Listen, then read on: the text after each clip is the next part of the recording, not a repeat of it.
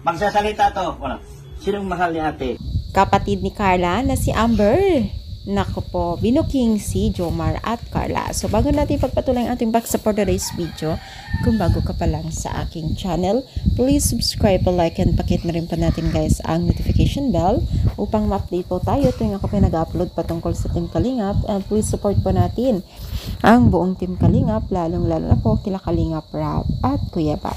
So, for today's video nga po, pag-usapan po natin ang isa sa mga bookingan portion ni Carla at Jomar. So, dito nga po, alam naman natin na itong si Dr. Love ay sutil din to minsan, no?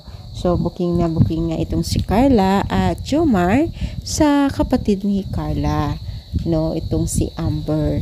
Alam naman natin ang bata ay may hirap o bibihira lamang po yan nagsisinungaling. So, tuwang-tuwa naman ang Team Kalingap, sila Edo, kita nyo naman yung itsura nila na talagang pinagkakatawaan yung mga katanungan nila kay Amber, na kapatid po ni Carla, no?